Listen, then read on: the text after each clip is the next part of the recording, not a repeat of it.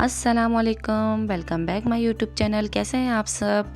मैं हूं अनम इमरान और अल्हम्दुलिल्लाह मैं बिल्कुल ठीक हूं। आप लोग सुनाएं, आप लोग सब कैसे हैं? अल्लाह के फजल करम से आप लोग भी सब ठीक ठाक होंगे। और आज है संडे की फुल डे रूटीन आप लोगों के साथ शेयर करूंगी। और अब हो रहा है तकरीबन 1:30 बजे का टाइम और हम कर रहे हैं नाश्ता।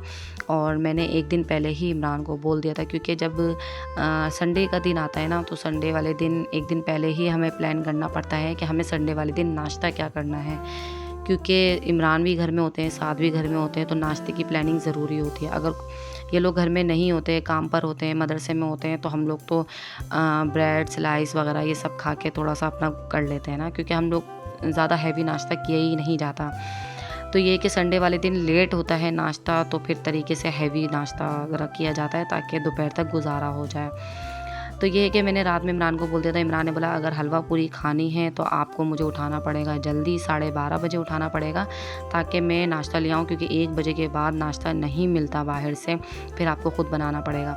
मेरी आँख खुली 1 बजे, मैंने जल्दी जल्दी इमरान को उठाया। मैंने बोला अगर एनी नाश्ता अगर मंगवाना है बाहर से तो जल्दी जल्दी उठा लो, वरना तो ख़ुद बनाना पड़ेगा। और कोई मुझे इतनी मौत पड़ी थी ना नाश्ता बनाने के लिए, मुझे तो बनाना ही नहीं था। मेरा तो एक दिन पहले ही मूड थोड़ा सा चेंज हो चुका था कि नाश्ता बनाना ही नहीं है। फ़िलहाल देखें किस तरीके से मैंने नाश्ता निकाला है। प्लेटों के अंदर ही तरकारी, हलवा और पूरी, बड़े इस तरीके से ही हम नाश्ता करते हैं और मुझे बिल्कुल यही सही लगता है। प्लेटें भी कम सनती हैं और ये कि बिल्कुल तरीक़ाकार यही है फ़िलहाल हलवा पूरी खाने का। आप लोगों का तरीका कैसा है मुझे नहीं मालूम, लेकिन मुझे यही परफेक्ट तरीका लगता है। फ़िलहाल हम लोगों ने नाश्ता वगैरह कर लिया था, फिर चाय वगैरह मैंने निकाल दी थी। चाय हम लोग बाद में पीते हैं, इसलिए चाय मैंने बाद में निकाली। और बरीरा वृश की चाय नहीं निकाली, क्योंकि वो लोग नाश्ते के साथ पी लेती हैं तो पी लेती हैं, वरना फिर दोबारा नहीं मांगती हैं। आज है संडे का दिन और संडे का दिन कोई इतना बिज़ी दिन होता है, लेकिन बिज़ी दिन के साथ साथ मुझे ये फ़ायदा होता है कि इमरान साथ में होते हैं। इमरान काफ़ी काम करवा लेते हैं और मूड अच्छा हो इमरान का तो काफ़ी हेल्प करवा लेते हैं। मूड अच्छा नहीं हो तो और काम मेरे बढ़ जाते हैं, क्योंकि वाकई जब घर में जेंट्स होते हैं ना तो काम लेडीज़ के ज़्यादा हो जाते हैं।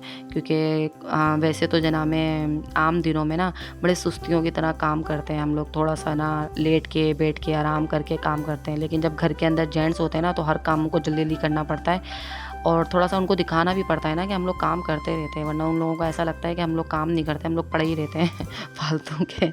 तो इसलिए तो आज मैं ज़रा जल्दी जल्दी काम करी थी और इमरान भी मेरे साथ हेल्प करवा रहे थे घर को समेटने में। बेडशीट्स वगैरह इमरान ने चेंज करी और मैंने बोला कल की भी छुट्टी है तो थोड़ा सा आप ना मेरी बेडशीट वगैरह चेंज कर दो।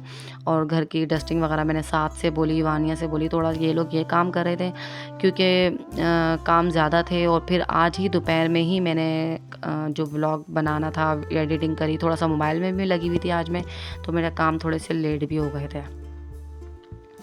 फ़िलहाल अभी तो मैं धो रही हूँ बर्तन और किचन मैंने पहले ही समेट लिया था। फिर मैंने नहाई, बच्चों को नहलाया, तैयार करा, फिर उसके बाद मैंने बर्तन धोने के लिए खड़ी हुई थी।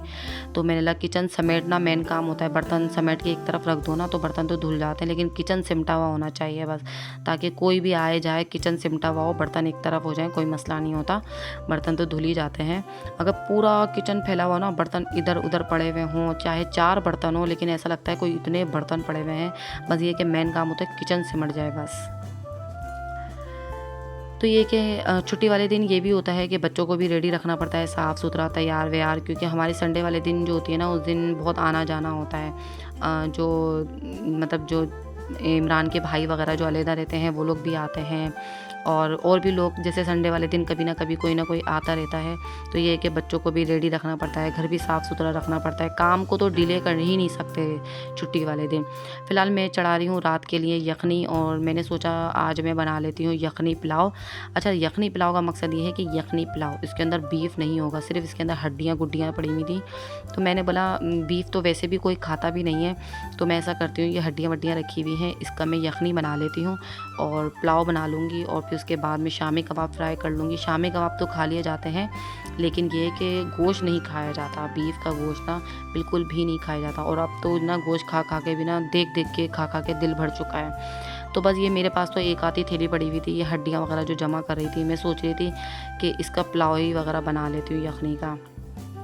फ़िलहाल मैं यखनी चढ़ा रही हूँ और इसके अंदर मैंने ये जो पोटली बनाई है ना, इसके अंदर मैंने सिर्फ धनिया और सौंफ डाला है और ज़ीरा डाला है। गरम मसाला डाल दूँगी, अदरक लहसुन डाल दूँगी और तेज़पात के पत्ते डाल दूँगी और मैं डाल दूँगी प्याज थोड़ी-सी दरमियानी जो होती है ना, मोटी-मोटी काट के वो डाल के बस यखनी चढ़ा दूँगी और नमक भी डाल दूँगी।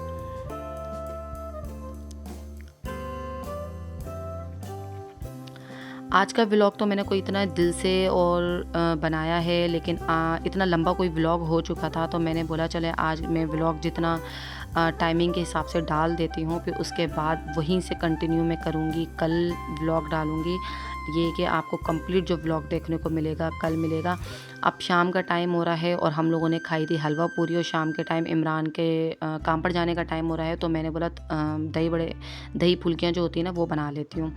तो ये कि थोड़ा सा बेसन पड़ा हुआ था, अब के ग्रोसरी के अंदर बेसन ही नहीं मंगवाया, मैं समझी बेसन पड़ा हुआ है और देखा तो थोड़ा सा था बस बेसन ना। और ये तो याद ही नहीं रहा कि 9-10 मुहर्रम का रोज़ा रखा था तो पकोड़े वगैरह बनाए थे, उसी में ख़त्म हो गया था। फ़िलहाल मैंने तो थोड़ा सा बेसन था तो मैंने वो बेसन ही घोल लिया था और फिर बरीरा अबरिश वानिया ये तीनों दही फुल्कियों को हाथ भी नहीं लगाती। हम लोग तो सब शौक़ से खा लेते हैं, ये लोग तो हाथ भी नहीं लगाते। मैंने बोला थोड़े से आलू पड़े हुए हैं, आलू भी फिनिश थे। फिर मैंने इमरान से सब्ज़ी वगैरह भी मंगवाई, इसी टाइम पर सब्ज़ी वगैरह इमरान लेने के लिए गए हुए थे, तो मैं आलू थोड़े से पड़े हुए थे, मैंने बोला चलो इन लोगों को फ्राइज़ तल देती हूँ। एक तीर से 2 शिकार करती हूँ, क्योंकि तेल कढ़ाई में डालूँगी ना तो पकोड़े तो तल नहीं है मुझे, तो मैं कहती हूँ फ्राइज़ भी तल लेती हूँ।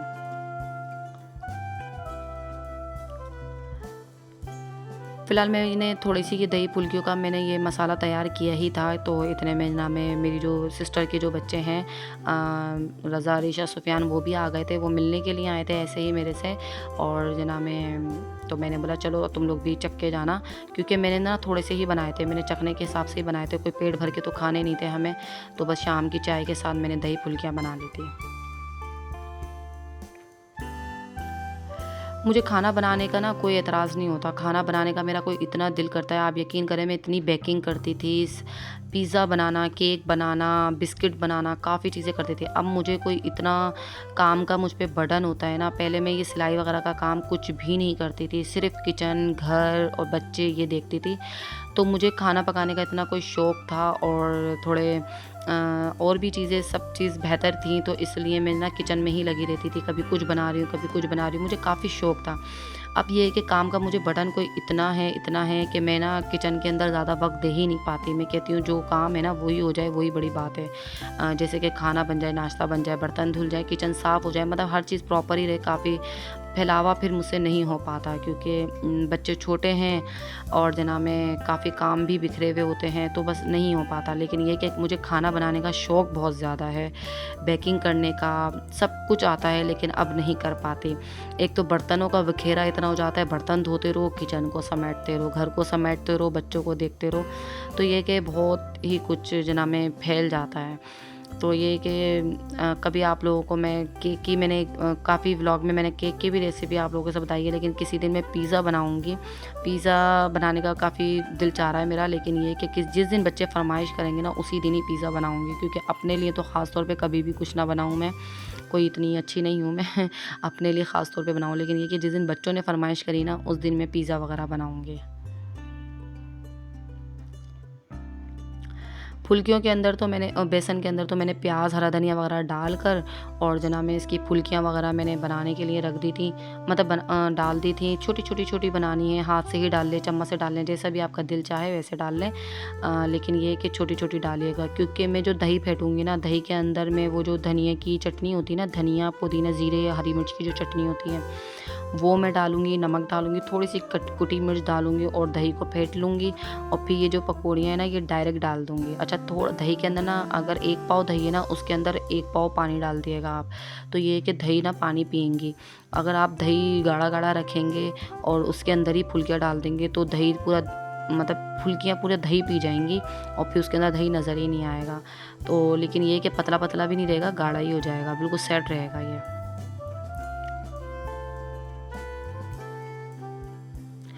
और दही फुल्कियाँ को इतने मज़े की बनती हैं ना, और झूठ नहीं बोल रही, काफ़ी लोगों को मेरे हाथ की दही फुल्कियाँ पसंद भी आती हैं, और ये कि मुझे ख़ुद को भी अच्छी लगती हैं क्योंकि ये बिल्कुल सॉफ्ट होती हैं। अक्सर लोगों की गुठली बन जाती है, जो दही फुल्की होती है ना, पकोड़ों में गुठली बन जाती है, या तो वो बिल्कुल ही ऐसी घुल जाती हैं दही में जाके, बिल्कुल ही वो हो जाती हैं, हलवा हो जाती हैं।